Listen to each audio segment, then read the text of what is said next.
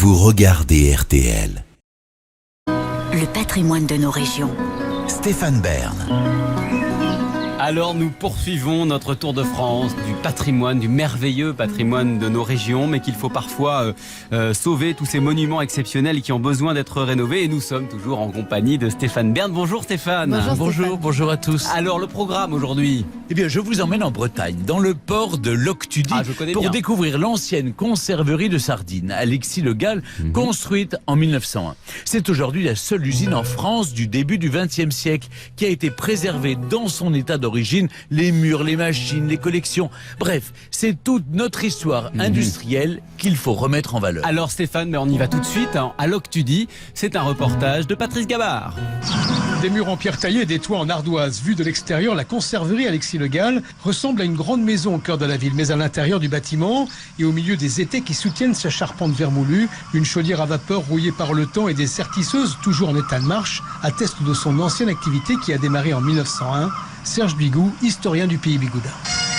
À l'époque, Loctudie est un tout petit port de pêche. Et donc il y a une conserverie qui se crée pour faire de la conserverie de sardines et de maquereaux.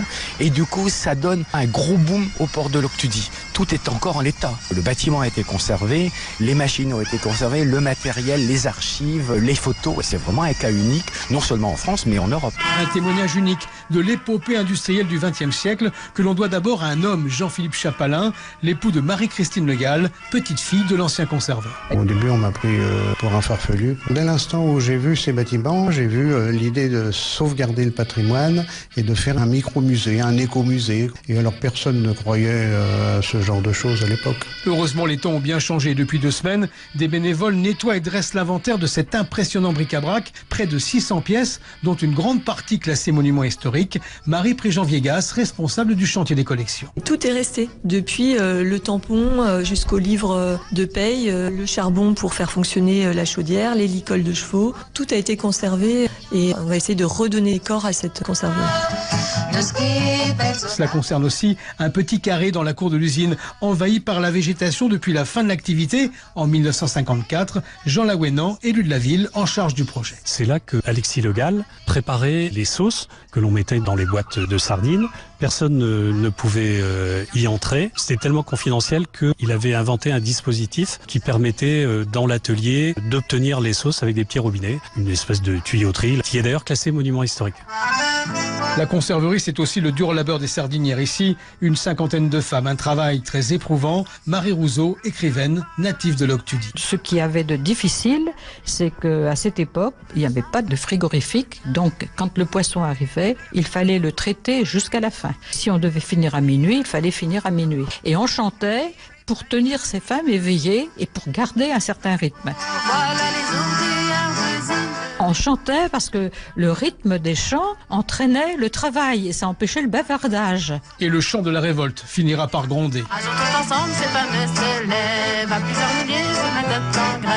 Les grèves vont se succéder dans les années 20 à travers tout le pays bigoudin pour réclamer de meilleurs salaires et certains patrons finiront par céder. Une grande victoire pour toutes ces femmes qui découvrent alors le syndicalisme, la lutte sociale et s'inscrivent dans le débat politique. C'est de toute cette histoire que la ville de Loctudie entend témoigner aujourd'hui avec ce musée de la conserverie Alexis Le Gall.